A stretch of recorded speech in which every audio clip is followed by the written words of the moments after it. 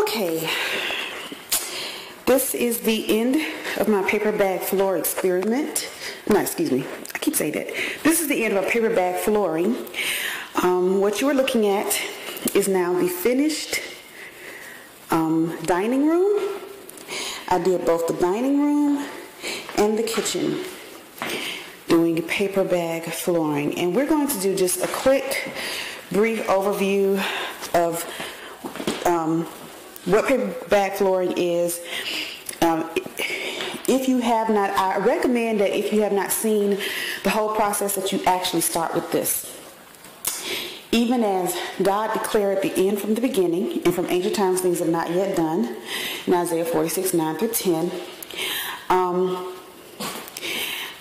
I kind of want to apply a lot of that same principle. Mainly because what this is going to show you is, this is going to give you the motivation by seeing the end of this to actually want to go to the beginning and see if this is even a process you want to do, because it does take time. So this is actually going to be a review that's going to tell you what was all involved, how much everything cost in 2015, because that's when I did this project, and the things that you can do. Because what I didn't find when I was doing paper bag flooring, a lot of mistakes I had kind of had to learn on my own, because I didn't see anything out there that actually explained to me what could happen if you kind of vary certain things. So I'm going to give you my pros and I'm going to give you my cons of this experiment. The pros of this experience is the expense. I mean, anyone who knows anything about flooring, there's no way in the world that you could do any kind of quality flooring that's covering more than 400 square footage, which is what this covers. I mean, this, between two rooms, a kitchen and a dining room, this is a huge area of square footage to cover for less than, and I'm being extremely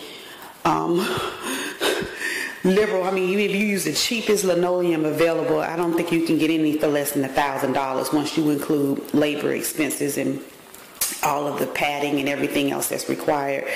However, with that said, what you don't pay for in money, you do pay for in time, if you're going to benefit at all from it. So as far as the paper bag experiment, the paper bag flooring that I did, as you can see, and I'm just going to show you, there's a huge difference. Like even right here, you can see where, you know, it's different. And I'm going to explain to you why it's like that.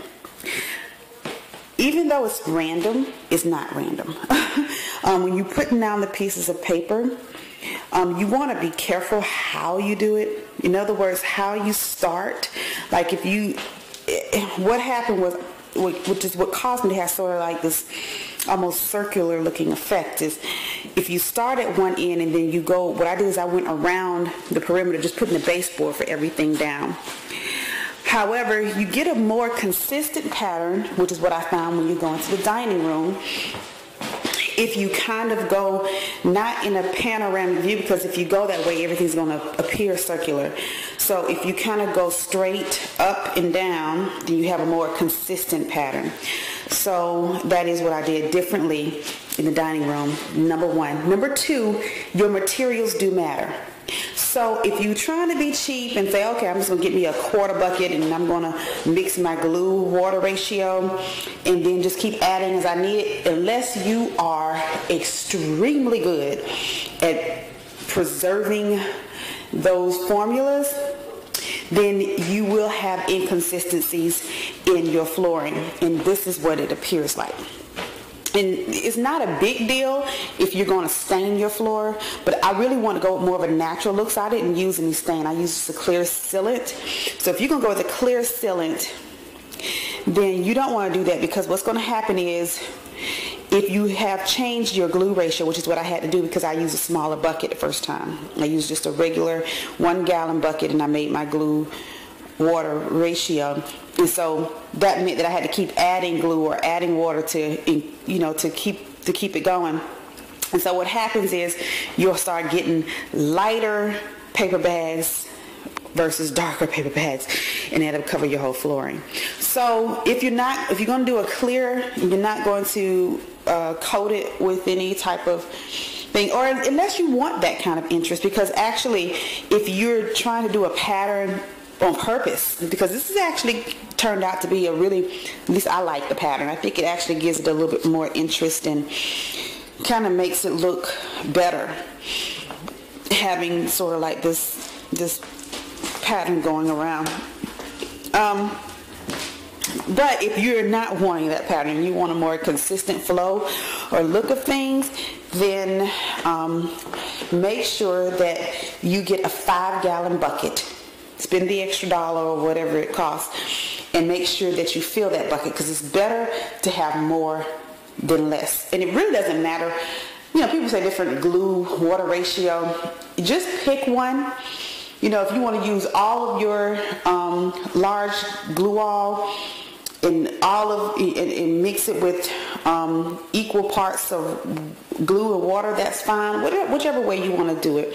The only thing that's going to happen is, again, whichever one you choose, you're either going to get a darker or a lighter color of that variation. So depending on how much glue you use or how much water you use, or that ratio, then it's going to either be more light in this color or it's going to be darker in this color. So just be aware of that. So the ratios, and also I found out the bags matter. So when you're getting your paper, where you're getting your paper from, the distributor is very important, because what I noticed, which is why I had to redo some of this flooring, and you'll see it here. You see where it's a little lighter here, and I had to rebag just in this section, because even though I did what I would recommend anyone do, because that way you don't make more product than you actually need. So what I did was I actually took my craft paper in this room, and I actually rolled it out and cut it, and rolled it out and cut it all the way through until I finished the whole room. And then I started tearing them up and then, balling it up. Well, the difference is, of course, because you're layering it versus you just putting it out, you're going to still need more paper than what you've done, and that's what I found out that happened. So you do that, that'll give you a good base, and then you may want to do another 2 feet of paper that you just tear off just for extra, and to have it already done. But at any rate, this is what occurs. You do get a more consistent pattern when you use the same paper, and you do want to use the same paper if that's going to be very important to you, to have the exact same color, because the paper matters, as well as, so get you a large enough roll. If you think that you're doing a room that's the size of both these rooms, and you want them all to have the same color flowing from here to there, then you're probably going to want to get the largest roll you can possibly get and the highest roll you can possibly get. And I think Home Depot had some that were around $21 that was larger than the roll that I got at Lowe's. But whatever you get, you want to get consistent. So even though all of these I'm thinking were the same weight paper bag, they weren't the same color paper bag. This is a obviously darker color, more of a reddish tint than these paper bags were in here. So just keep that in mind. All of those things are going to make a difference.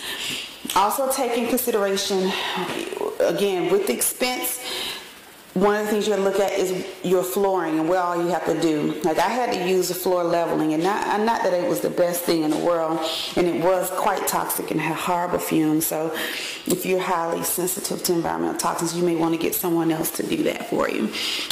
But as you can see, if your floor is not level right, like here, and this will happen even if you use linoleum, so it's not like that makes a big difference. But unfortunately, I was not able to get that as leveled as I wanted to.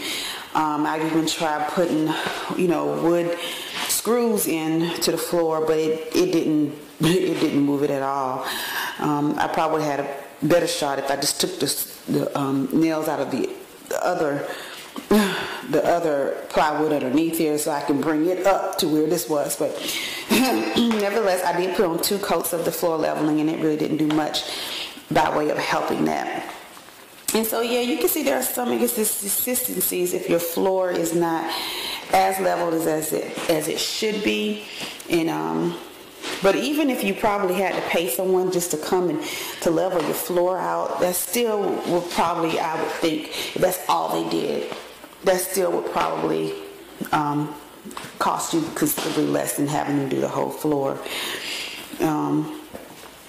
So this is my project. This is how it looks. And even with all its inconsistencies, even with all its problems, I've got to say that I think this is not bad for $267. That's how much I paid to do all of this. That's including the knee thing for me to be on the floor. That includes the brushes, that includes the glue. I mean, that's everything. That's how much it took for me to do this. And so I don't think it was a bad investment. Okay, so would I do this again? Absolutely. In fact, I am going to do this again. I'm going to do this again on an outdoor surface now, on our patio. And the reason why I would do this again is primarily because it's not expensive. It is time consuming, and that's a con. It took me 12 hours, basically 24 hours total of my actual physical time to lay this paper down in both rooms. And probably a total of 30 minutes altogether just to put the sealant on. But I mean, if you have the time, and of course I did this as a one individual. I mean, that would be, if you had a family of people doing this, it would take a lot less time than what it took me. But the other reason why I would do this is because another great benefit of this is that even if it only lasts, okay, for 4 or 5 years until you can get a more permanent flooring down, then, you know, my bottom line is you don't have to take anything up. With this down here, all it does is reinforce whatever else you decide to do on top of it. It doesn't have to be removed. You don't have to take it up. And so to me, it's a good investment either way. If you decide you want to re-paperbag your floor and do it again, you actually could do that. And I found that out because we had a little creative difference, my husband and I, in terms of the artwork that I did around here to try to make the circle in this room look deliberate. But as a result of that, that meant that after I had already sealed it, after it was almost done, I had to take off the artwork. So I had to put another layer around the area that I actually encircled with some chalk paint. I had to put another layer of paper. And it turned out just fine. And you mean if I didn't say anything, you wouldn't have even known it. So, I mean, you can always repaper it, you know, if you had to 5 years from now. And that's the way I look at it. You know, I mean, people change flooring all the time. Even if I didn't want to repaper it, but I say, hey, 5 years from now, I don't like this color. I want to go with a different stain.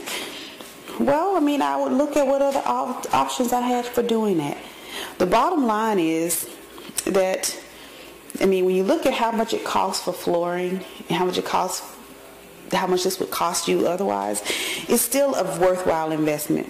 So I would encourage anybody who is interested in doing this to consider it as an option for your flooring. And before I end this video, I will also put a breakdown of the cost of everything. And thanks for watching. The spiritual wisdom behind paperbag flooring is this. Paperbag flooring, just like people, just like the believers, just like the church, it's many pieces that come from the same source, that has been torn apart, have been broken by the experience of life after Adam sinned, and has been balled up, but have been made straight, uncrinkled by the blood of Yeshua. And it's the many different parts, the different shapes and sizes that when fused together makes a beautiful tapestry that others can appreciate. And to think that all those different colors, all those different shapes, all those different sizes all come from the same source of paper. It's beautiful. So I hope you enjoyed this, and I hope that you'll endeavor to do at least a small project using the idea of decoupage, and to think about in all that you do. Just trust in the Lord with all your heart and lean not into your own understanding. In all thy ways acknowledge Him, and He will direct thy path. So I hope that this in some way will be a constant reminder to you, just as it is for me, of the wonders of our Creator. Blessings. Bye.